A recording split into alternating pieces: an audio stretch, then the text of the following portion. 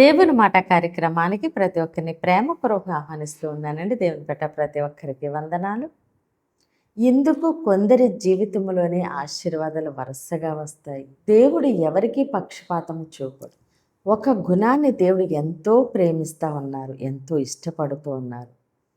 ఆ గుణము నీలో ఉంటే ఆశీర్వాదాలు నిన్ను వెతుక్కుంటూ రాబోతూ ఉన్నాయి. అదే ప్రేమ. ప్రేమ అంటే అది దేవుని యొక్క స్వభావం. నిన్ను బాధించిన వారిని నువ్వు క్షమించి ప్రేమించటమే దేవుని యొక్క స్వభావం. అదే దేవుడు ఇష్టపడే గుణము. నువ్వు చేసే పనిలో, నీ మాటలో, నీ క్రియలో నువ్వు ప్రేమని చూపించగలగాలి. దేవుని స్వభావాన్ని నువ్వు చూపించగలగాలి. నిన్ను బాధించొచ్చు, వారి యొక్క మాటలతో నీ హృదయాన్ని గాయపరచొచ్చు. ఎన్నో ఆటంకాలు వాళ్ళు సృష్టించొచ్చు. అయినప్పటికీ నువ్వు క్షమించి, వారి విషయంలో నువ్వు ప్రార్థించి, వారితో నువ్వు ప్రేమగా మాట్లాడేవనుకో, నువ్వు దేవుని యొక్క స్వభావాన్ని చూపిస్తున్నావు కాబట్టి దేవుడు నిన్ను బట్టి ఎంతో సంతోషిస్తూ ఉన్నారు. ప్రేమ ఆశీర్వాదాల యొక్క తలుపులు తెరుస్తుంది. ద్వేషము ఆశీర్వాదాల యొక్క తలుపులను మూసేస్తూ ఉంది. కాబట్టి మనము దేవుని స్వభావాన్ని చూపిందామండి. మనల్ని మాటలతో బాధించిన, గాయపరిచిన మన వారిని క్షమించి వాళ్ళని ప్రేమిద్దాము. దేవుడిచ్చే ఆశీర్వాదాలు పొందుకుందాం. అయితే ఈరోజు దేవుడు మన కొరకు సిద్ధపరిచిన ఆయన శ్రేష్టమైన వాగ్దానం చూద్దామండి. 1 కొరింథీ 16వ అధ్యాయము 14వ వచనము. మీరు చేయు కార్యములన్నీ ప్రేమతో చేయుడి. ఆమేన్. దేవుడి రోజు మనతో మాట్లాడుచున్న మంచి మాట, మీరు చేయు కార్యములన్నీ ప్రేమతో చేయుడి. ఆమేన్. నీవు గొప్ప సేవ చేయొచ్చు, ఎంతోమందికి దానం చేయొచ్చు, ఎంతో చక్కగా మాట్లాడచ్చు, ఎంతోమందికి ఎన్నో సహాయాలు చేయొచ్చు. అయితే అందులో ప్రేమ లేదనుకోండి, దేవుని దృష్టికి నువ్వు ఏది చేసినా అది చాలా తక్కువగానే ఉంటుంది. మనము ఏమి చేస్తున్నాము అన్నది దేవుడు చూడరు, కానీ ఏ హృదయముతో మనము చేస్తున్నాము అని దేవుడు చూస్తారు. నీ ఇంటిలో, నీ కుటుంబంలో, పరిచర్యలో నువ్వు ఎక్కడ పని చేస్తున్నా ప్రేమతో నువ్వు పని చేసావనుకో, అది దేవుని దృష్టికి గొప్పదిగా కనపడతా ఉంటుంది. ఇది నా ఇల్లే కదా, నేను ప్రేమతో చేయడం ఏంటి? నీకు ఇచ్చిన భర్త విషయంలో, బిడ్డల విషయంలో, కుటుంబ విషయంలో వారి ఎడల నువ్వు ప్రేమ చూపిస్తూ నీకు దేవుడిచ్చిన పనిని నమ్మకంగా చేసినప్పుడు దేవుడు దానిని కూడా, నువ్వు చేసే చిన్న పనిలో కూడా నువ్వు ఎంత హృదయపూర్వకంగా చేస్తున్నావు, ఎంత ప్రేమగా చేస్తున్నావు అన్నది దేవుడు చూస్తారు.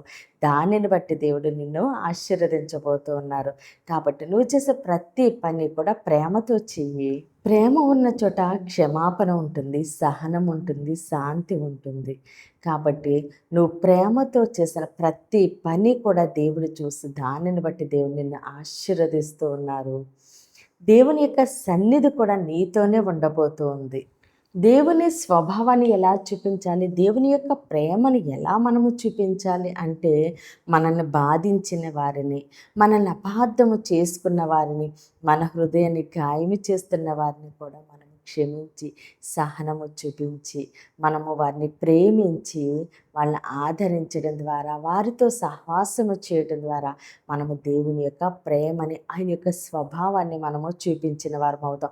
ఆ విధంగా మనము ప్రేమించినప్పుడు ఆశీర్వాదం యొక్క తలుపులు తెరవబడతాయి.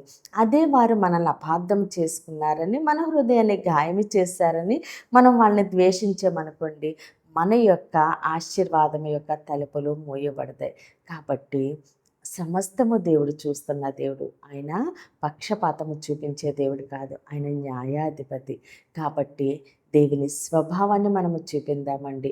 దేవుని యొక్క ప్రేమను మనము చూపిందాము. దేవుడు మనకిచ్చే దేవుని ఆశీర్వాదాలు మనం పొందుకుందాము. ఈ కొద్ది మాటలు దేవుడు మన వెనుకల్లో దీవించి ఆశీర్వదించునుగాక. ఆమేన్. ప్రేయర్ చేసుకుందామండి. అందరి కన్నులు మూసుకుని ప్రేయర్లు ఏకీభవించండి. మహోన్నతుడ మహాగణుడ పరిశుద్ధుడా నీకే స్తోత్రాలు వందనాలు దేవా తండ్రి ఇచ్చిన వాగ్దానం మా జీవితాల్లో నూరెంతలుగా ఫలించినగాక దైవజనుల వారి కుటుంబాలు సంఘాలు పరిచర్యలు యేసు నామంలోనే దీవించబడునుగాక యెరూషలేముకి యేసు నామంలోనే క్షేమము కలుగునుగాక. ఈరోజు పుట్టినరోజు పెళ్లి రోజు జరుపుకుంటున్న ప్రతి ఒక్కరికి సంవత్సరం ఒక ఆశీర్వాదకరముగా ఉండునుగాక. దేవుని మాట పరిచర్యలో పాలిభాగస్తులే భారము కలిగి ప్రార్థన చేస్తున్న ప్రతి ఒక్కరిని దేవుడు బహుగా దీవించి ఆశీర్వదించునుగాక. అనారోగ్యంతో ఉన్న బిడ్డలకి యేసునామములో సంపూర్ణ స్వస్థత విడుదల కలుగునుగాక. వివాహాలు కావలసిన బిడ్డలకి యేసునామములో ఘనమైన వివాహములు జరుగునుగాక. మూయబడిన ప్రతి గర్భము యేసు నామములోనే తెరవబడునుగాక. యవ్వన బిడ్డలకి యేసునామములో మంచి భవిష్యత్తు కలుగునుగాక. ప్రతి బిడ్డ రాకపోకలందు దేవుడు తోడుగా ఉండి క్షేమమైన ప్రయాణమును అనుగ్రహించునుగాక. అయ్యా ప్రతి బిడ్డని నీ చేతులకు అప్పగిస్తూ చిన్న ప్రార్థన పాదసాన్ని చేర్చుకోమని యేసుక్రీస్తు అతి పరిశుద్ధ నామందు బ్రతిమాలి వేడుకున్నాం మా తండ్రి. ఆమేన్ ఆమేన్. దేవుడు మిమ్మల్ని మీ కుటుంబాన్ని దీవించి ఆశీర్వదించునుగాక. ఆమేన్.